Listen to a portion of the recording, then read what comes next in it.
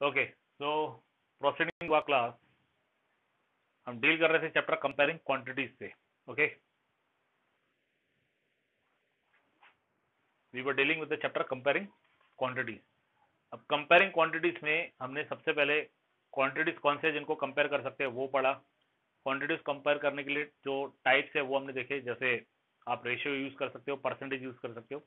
These are the methods. ठीक है, अब परसेंटेज में आगे हम जब मूव करेंगे तो उसमें जो चेंजेस होते हैं, ठीक है, चेंजेस के पॉइंट ऑफ व्यू से भी हम परसेंटेजेस ले सकते हैं. अब चेंजेस क्या होते हैं वो देखिए. सबसे पहले तो चेंज, सपोज अगर आज की डेट में कोई पर्सन एक प्लॉट परचेस करता है, ठीक है, आज की डेट में अगर कोई प्लॉट परचेस करता है या प्लान करता है कि ये प्लॉट परचेस करना है, ठीक है, और अगर उस प्लॉट का रेट पता लगाता है और उसे पता चलता है कि इस प्लॉट का जो रेट है वो 1 लाख रुपीज है, ठीक है, अब वो 1 लाख जोड़ने में लग गया कि भाई मैं 1 लाख रुपए जोड़ लूं ताकि ये प्लॉट परचेस कर दूं. 1 लाख जोड़ते जोड़ते मान लीजिए 1 साल निकल गया, तो 1 साल के बाद प्लॉट का रेट क्या रहेगा? 1 लाख रहेगा.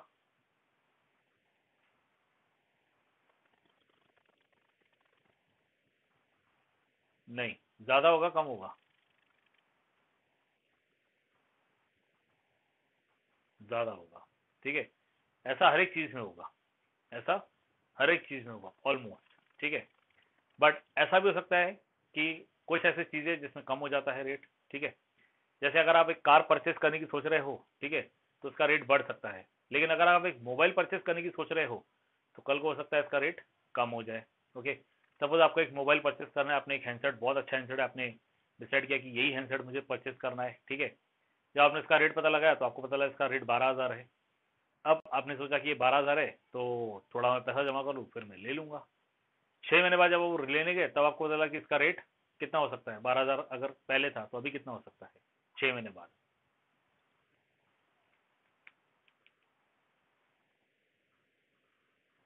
कम होगा. ओके, इन शॉर्ट कितना होगा? कम होगा. अब 6 महीने के अंदर इसका रेट कम हो गया तो आप तो खुश हो जाओगे. ठीक है, कि चलिए मैं तो 12,000 के पॉइंट ऑफ व्यू से आया था, इसका रेट कम हो गया है. ठीक है, क्लियर. अब रेट कम होने का रीजन क्या है? जो मोबाइल आप परचेस करना चाहते थे 6 महीने तक, वो मोबाइल एक ब्रांड न्यू मोबाइल के पॉइंट ऑफ व्यू से था. 6 महीने के अंदर इसके स्पेसिफिकेशन थोड़े से आउटडेटेड हो गए. ठीक है, हो सकता है इसके टक्कर में कुछ और मोबाइल्स आ गए और उनके स्पेसिफिकेशन और ज्यादा अच्छे हैं, बेटर हैं. ठीक है, तो इसमें क्या हो गया, वो मोबाइल 6 महीने के अंदर ही क्या हो गया, थोड़ा सा आउटडेट हो गया. अब कंपनी को अपना स्टॉक निकालना है तो कंपनी क्या कर दिया, उसका रेट कम कर दिया. ओके, अब जैसे ही कंपनी ने उसका रेट कम कर दिया, आपके लिए तो अच्छी बात है, लेकिन फिर आपके माइंड में ये भी आ सकता है कि कंपनी ने रेट कम किया है, मतलब ये हैंडसेट के स्पेसिफिकेशन कहीं ना कहीं थोड़े से आउटडेटेड हो चुके हैं. तो फिर से आप सोचोगे कि क्यों ना थोड़ा सा मॉडिफाइड लिया जाए, क्योंकि अब तो हमारे पास 12,000 रुपये है. ठीक है, so you can plan for that. Okay, तो ये होते हैं चेंजेस. अब चेंजेस दो प्रकार से होते हैं. एक वैल्यू पॉइंट. अब वैल्यू पॉइंट से चेंज क्या होगा? Change in value, it will be new value minus old value. ठीक है, ये कब होगा? जब न्यू वैल्यू बड़ी है और ओल्ड वैल्यू छोटी है. ठीक है, और अगर न्यू वैल्यू छोटी है और ओल्ड वैल्यू बड़ी है, जैसे मोबाइल का केस अभी मैंने बताया, तो उल्टा हो जाएगा, old value minus new value हो जाएगा. ठीक है, ये है change in value. Just a minute.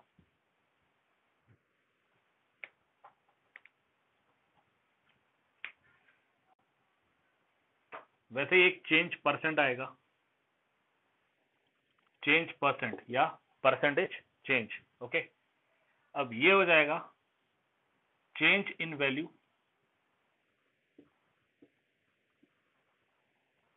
Upon old value.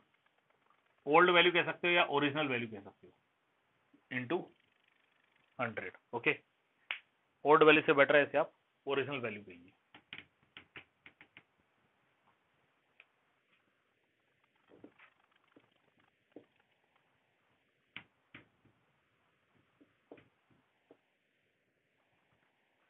Original value. Okay, so change in value upon original value into 100.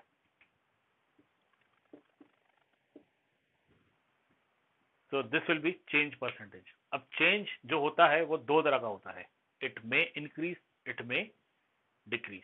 Okay, जैसे हमने प्लॉट का केस कंसिडर किया तो उसमें मोस्ट प्रॉब्ली इंक्रीज होगा।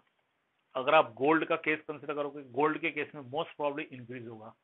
अगर आप व्हीकल्स के केस में कंसिडर करोगे तो व्हीकल्स के केस में मोस्ट प्रॉब्ली इंक्रीज ही होता है, ठीक है। लेकिन यहीं पे अगर आप इलेक्ट्रॉनिक डिवाइसेस के केस में कंसिडर करोगे तो वहां पे मोस्ट प्रॉब्ली डिक्रीज दिखाएगा। ओके, वहां पे मोस्ट प्रॉब्ली क्या दिखाएगा, डिक्रीज दिखाएगा। अब चेंज आपको कैलकुलेट करने का एक मेथड ये है, new value minus original value. एक ये है चेंज परसेंटेज। एक चेंज इन वैल्यू आप ऐसे भी कैलकुलेट कर सकते हो, change in value this is equal to change percentage multiplied by original value. Change percent मतलब चेंज अपॉन 100 हो जाएगा, ठीक है। अब कौन सा फॉर्मूला कब यूज कर सकते हैं,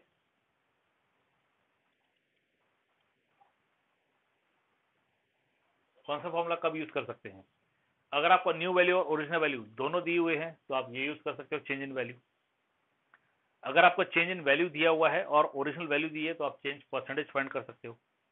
अगर आपको ओरिजिनल वैल्यू दिया है और चेंज परसेंटेज दिया है तो वहां से आप चेंज इन वैल्यू फाइंड कर सकते हो, ठीक है। तीनों formulae one and the same है, सिर्फ डिपेंड करता है कि आपको प्रॉब्लम में क्या गिवन है और फिर वहां पे कौन सा फॉर्मूला यूज करना है, ठीक है। अब इसी पे बेस्ड आप चेंज की जगह पे इंक्रीज वर्ड लगाओगे तो इंक्रीज इन वैल्यू, ये सीधे सीधे आएगा new value minus original value,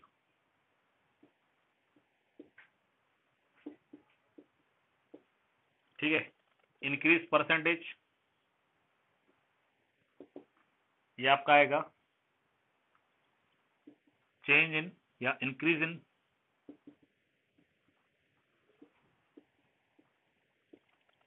इन वैल्यू अपॉन ओरिजिनल वैल्यू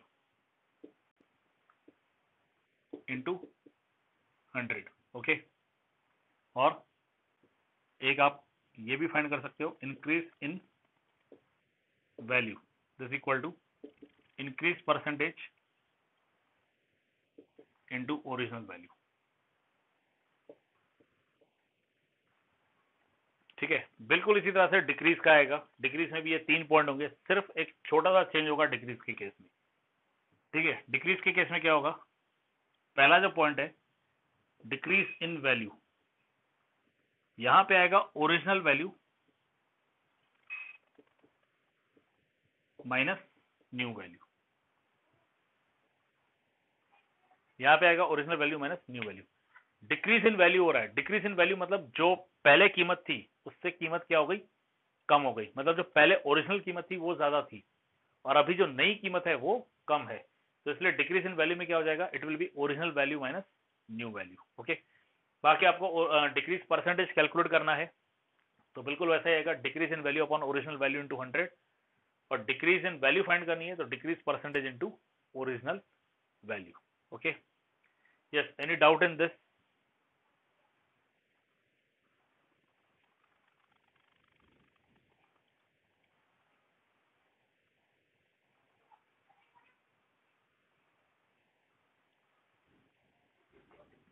अब इसी पे बेस्ड आपका प्रॉफिट लॉस है, ठीक है। Based on the same you have profit and loss. Okay, you know what is profit, you know what is loss.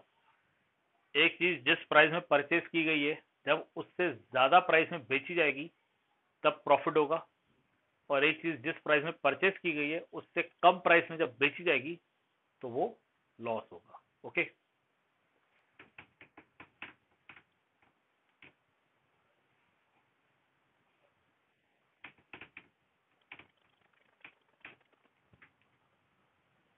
Now see,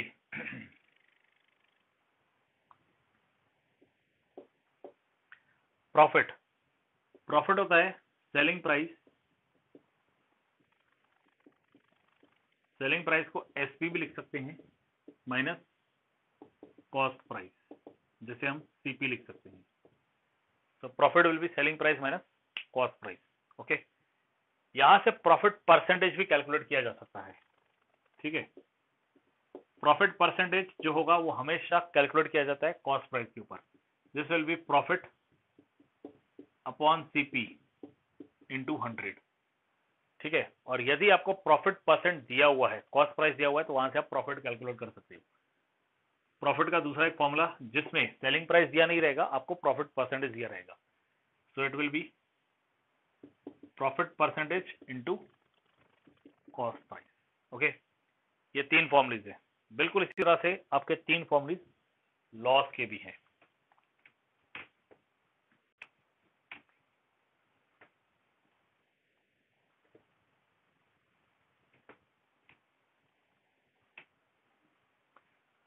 बिल्कुल इसी तरह के आपके 3 फॉर्मूलेज लॉस के भी हैं। अब जहां तक लॉस की बात है, तो लॉस में उल्टा होगा, you will get cost price minus selling price, क्योंकि यहाँ पे कॉस्ट प्राइस ज्यादा है और सेलिंग प्राइस कम है।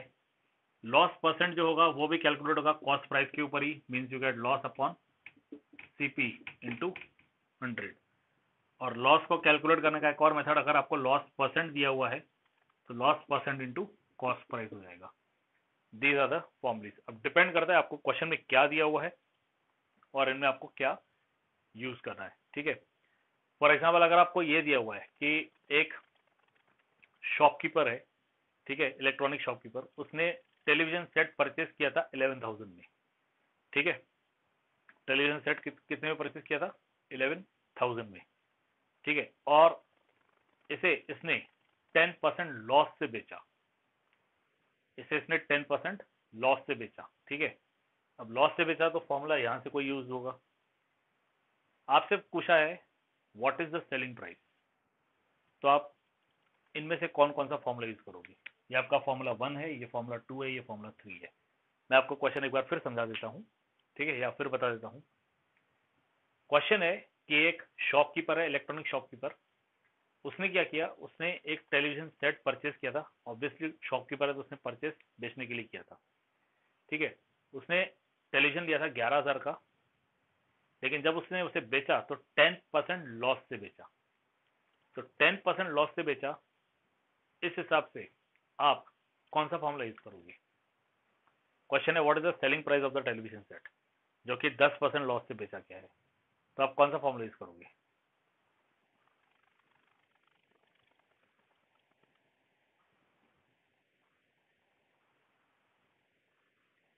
जिनका आंसर 2 आ रहा है, आई एम सॉरी, गलत।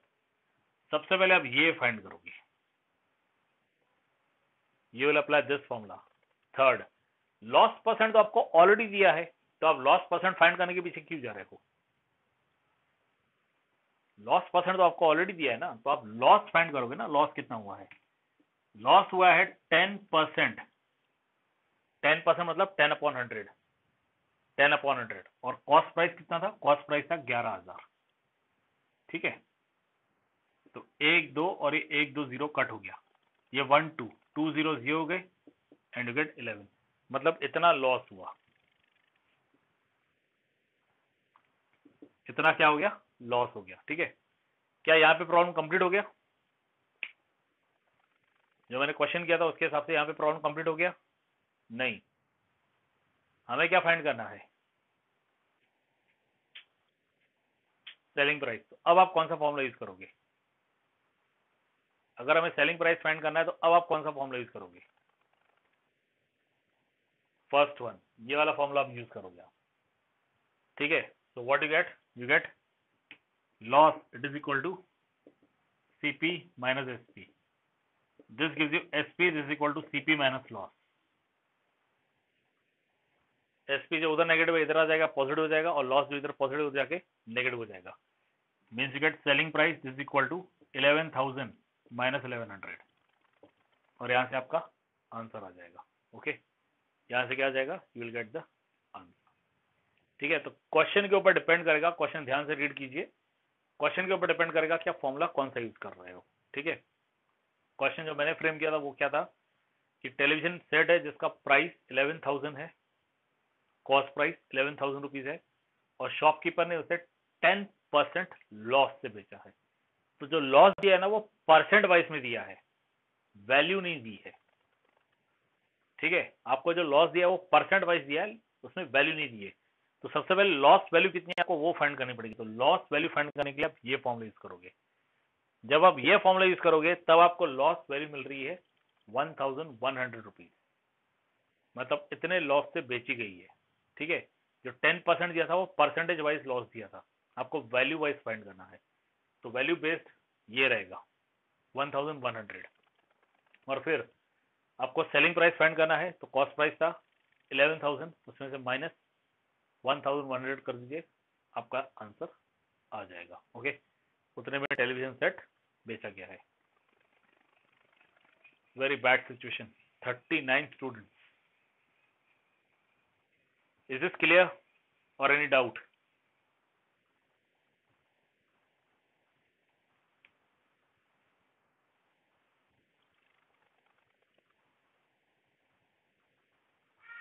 तो ये हो गया प्रॉफिट लॉस। इससे पहले हमने चेंज, इंक्रीज, डिक्रीज ये देखा।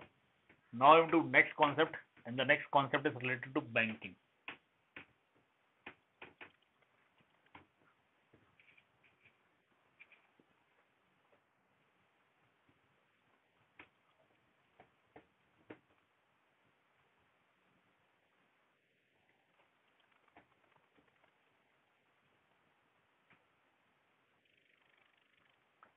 नेक्स्ट कॉन्सेप्ट जो है वो बैंकिंग से रिलेटेड है। ठीक है, बैंकिंग, बैंकिंग में कुछ पॉइंट्स है, जैसे प्रिंसिपल। ओके, प्रिंसिपल रहता है सम या मनी बोरोड और डिपॉजिटेड।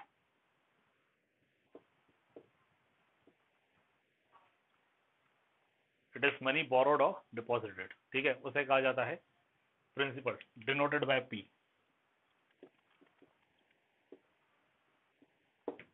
Denoted by P. फिर आता है period,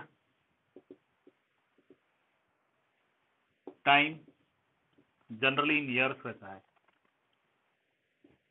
time in years for which the money was deposit, money was borrowed और deposited, denoted by T, denoted by T. Third है rate of interest.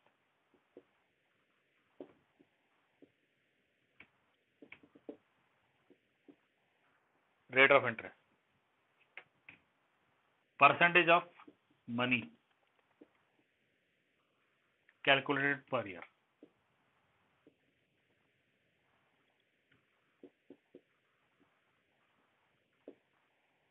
Calculated per year, denoted by R, denoted by R. Okay, फिर आता है interest, additional amount, additional money paid और received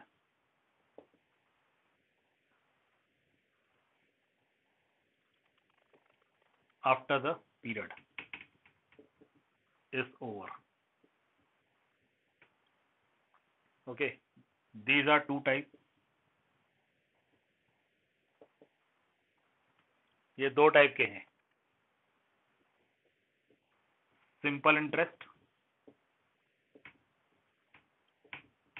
जिसे SI कहते हैं, and compound interest.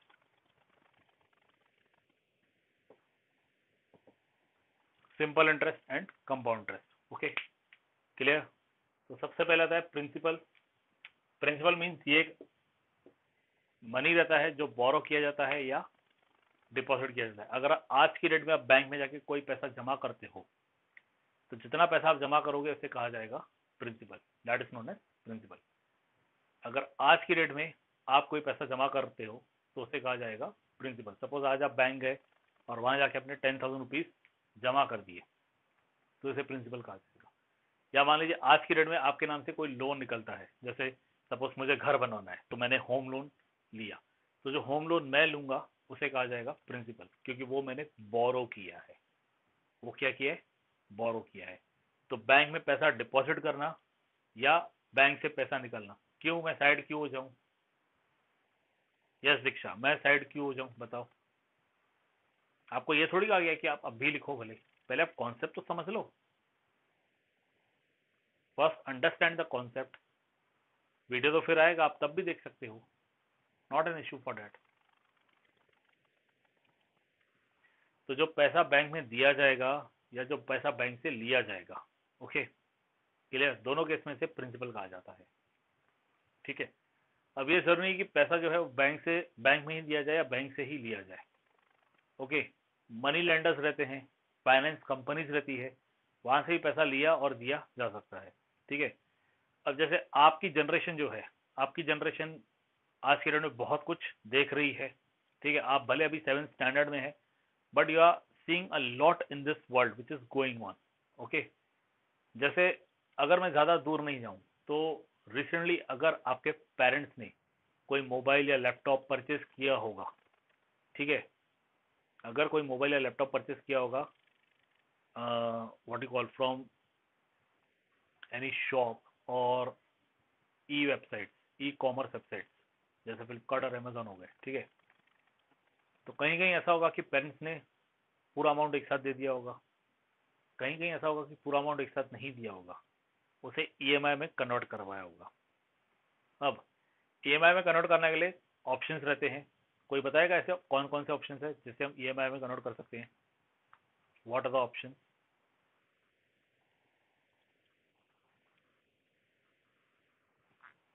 Suppose एक simple सा मोबाइल भी लिया 15,000 का, ठीक है, या एक लैपटॉप लिया 45,000 का, लेकिन पूरा पैसा एक साथ आपको नहीं देना है, तो ईएमआई ऑप्शन रहता है। वो ईएमआई के कौन कौन से ऑप्शन है बता सकते हैं आप?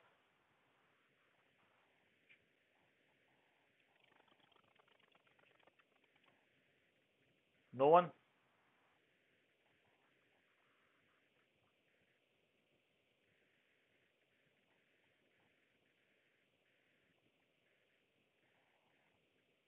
अच्छा, कोई ये बताओ, मेरा वॉइस आ रहा है? आपको सुनाई दे रहा है मैं क्या बोल रहा हूँ? एक मंथली किसी ने लिखा है। ईएमआई के ऑप्शंस क्या है, कैसे ईएमआई में कन्वर्ट किया जा सकता है? What are the method by which one can convert into EMI? कुछ पता है? मंथली ईएमआई तो कटता है, ठीक है भाई, मंथली इतना पैसा कटेगा और 1 साल के लिए 2 साल के लिए कटेगा और पैसे पूरे हो जाएंगे। ठीक है, ठीक है, लेकिन ईएमआई के ऑप्शंस क्या है, ईएमआई कैसे लिया जाता है, व्हाट आर द मेथड? या फिर ये कहिए कि ईएमआई के लिए आप किस चीज का यूज करते हो?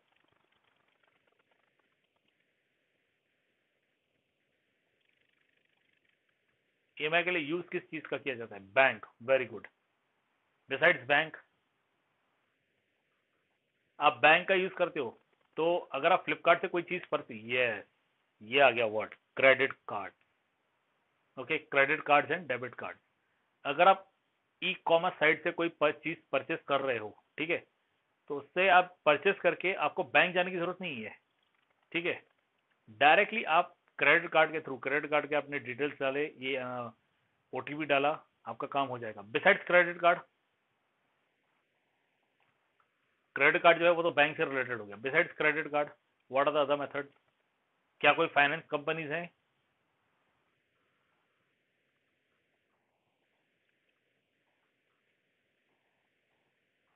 Are there any finance companies which are helping you in this? Which are helping you नहीं, मतलब which can be helpful in this transaction? किसी ने नाम सुना है Bajaj Finserv, Visa, LIC? Bajaj Finserv मतलब बजाज फाइनेंस, ये सुना है आप लोगों ने? आजकल सब लोग बजाज फाइनेंस में ज़्यादा जाते हैं। ठीक है, सो ये एक मेथड है।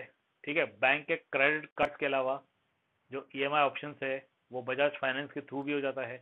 जैसे आपने एलआईसी और वीज़ा लिखा, चलिए एलआईसी और वीज़ा के तो मैंने बहुत कम देखे हैं, ठीक है, but you can move by date also.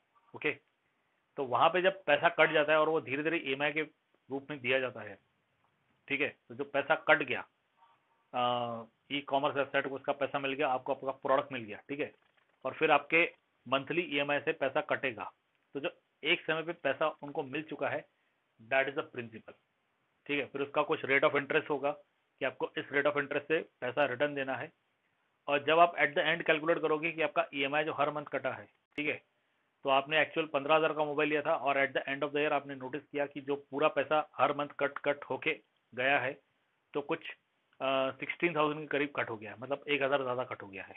तो जो 1,000 ज़्यादा कट हुआ, that 1,000 is the interest, that 1,000 is the interest. अब एक साल में जो पैसा कटा तो पीरियड हो गया 1 ईयर, टाइम जो लिखा है ना, टाइम इन ईयर्स, ये हो गया पीरियड 1 ईयर। और 1,000 जो ज़्यादा कटा उसके ऊपर भी कुछ लिमिटेशंस है। लिमिटेशंस क्या है कि इतने परसेंट के हिसाब से हम कट करेंगे पैसा। भाई आपको हम जो पैसा दे रहे हैं 4% आपको रेट ऑफ इंटरेस्ट पे करना पड़ेगा, या 5% या 6%। तो ये जो परसेंट वो डिसाइड करते हैं, that is nothing but the rate of interest, that is nothing but the rate of interest. Okay, तो रेट ऑफ इंटरेस्ट जो रहता है एक परसेंटेज रहता है कि इस परसेंट से आपको एक्स्ट्रा मनी चार्ज किया जाएगा। ये जो एक्स्ट्रा मनी चार्ज किया जाएगा और आप पे करोगे उसे कहा जाता है इंटरेस्ट। जितने समय के बाद आप पे कर रहे हो उसे कहा जाएगा पीरियड, और जो पैसा आपने बोरो किया है उसे कहा जाएगा प्रिंसिपल। या फिर बैंक में पैसा जमा किया उसे प्रिंसिपल कहा जाएगा। बैंक का रेट ऑफ इंटरेस्ट मान लीजिए 8% है, तो वो 8% जो है that is the rate of interest, मतलब इस परसेंट के हिसाब से बैंक कॉन्ट्रैक्ट करता है कि हम इस परसेंट के हिसाब से आपको एक साल के बाद पैसा देंगे, या आप जब भी पैसा निकालोगे आपको इस परसेंट के हिसाब से आपको ज्यादा पैसा मिलेगा। जो आपका प्रिंसिपल 10,000 है उतना तो मिलेगा ही, एक्स्ट्रा पैसा जो मिलेगा वो इस परसेंट के हिसाब से मिलेगा आपको, तो वो रेट ऑफ इंटरेस्ट है। उस रेट ऑफ इंटरेस्ट को प्रिंसिपल पे अप्लाई करोगे, मान लीजिए 2 साल के बाद आप निकाल रहे हो, ठीक है, तो 2 ईयर्स इज द पीरियड, और 2 साल के लिए इस रेट ऑफ इंटरेस्ट पे प्रिंसिपल को अप्लाई करोगे, तो जो एक्स्ट्रा अमाउंट पैसा मिलेगा वो रहेगा इंटरेस्ट। फिर आपको एक्स्ट्रा पैसा मिल रहा है, मतलब प्रिंसिपल तो मिल ही रहा है और एक्स्ट्रा पैसा भी मिल रहा है, जो कि इंटरेस्ट कहा जाता है। इन दोनों को जोड़ दिया जाए तो इससे कहते हैं A is the amount, A is amount means amount is principal plus interest. अब एक सिंपल सा क्वेश्चन आप लोगों से मैं पूछता हूँ, आज किसी ने मान लीजिए 10,000 रुपीज बैंक में जमा किए एक साल के लिए, रेट ऑफ इंटरेस्ट 8% है, तो एक साल बाद कितने पैसे मिलेंगे? क्वेश्चन ध्यान से सुनिए। आज जमा किए हैं 10,000, 10,000, ठीक है, मतलब प्रिंसिपल पी की वैल्यू 10,000 हो गई एक साल के लिए, मतलब टाइम पीरियड जो है वो 1 ईयर हो गया एट द रेट ऑफ 8%, मतलब जो आर है ये 8% हो गया।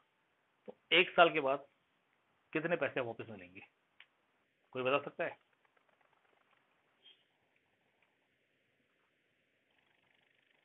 बेटा मैं 8% बोल रहा हूँ, 8%, आप 9 के हिसाब से कैलकुलेट कर रहे हो मुझे लगता है। 10,000,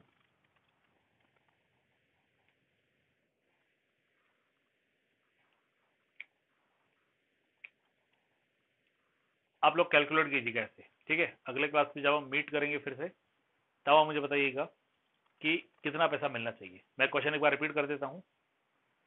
800, सिर्फ 800 रुपए मिलेंगे एक साल के बाद। पैसे कितने मिलेंगे बैंक से अगर वो पूरा पैसा निकलता है, तो पूरे पैसे कितने मिलेंगे? मेरा क्वेश्चन ये था। 1,800, ठीक है, 1,800 सॉरी 10,800, 10,800 मिलेंगे, मतलब एक साल पहले पैसा जमा किया था 10,000, एक साल के बाद पैसा मिल रहा है 10,800। तो 800 जो ज्यादा मिल रहे हैं वो 800 हो गया इंटरेस्ट, 800 हो गया इंटरेस्ट। 10,000 तो प्रिंसिपल था जो पहले ही जमा किया था, मतलब 10,000 जमा किया वो तो मिलना ही है, उसके ऊपर 8% रेट ऑफ इंटरेस्ट के हिसाब से 800 रुपए एक्स्ट्रा मिलेंगे, ठीक है। तो ये 800 रुपए एक्स्ट्रा मिले, मतलब इन ऑल मिला 10,800। तो ये जो 10,800 मिल रहा है ना, इसे कहा जाएगा अमाउंट, इसे कहा जाएगा अमाउंट। ओके, तो 10,000 डिपॉजिटेड इज प्रिंसिपल, एक साल के लिए डिपॉजिट किया गया, that is the time period T, 1 year हो गया। रेट ऑफ इंटरेस्ट बैंक ने जो कहा है वो 8% है, मतलब आर हो गया 8%। एक साल के बाद अमाउंट मिलेगा 10,800 रुपए, 10,800 रुपीज, वो अमाउंट हो गया। अब उस अमाउंट में दो चीजें, एक है 10,000 जो जमा किया गया था, और 800 एक्स्ट्रा मिल रहा है, that 800 is the interest. Okay, clear? So this is the concept.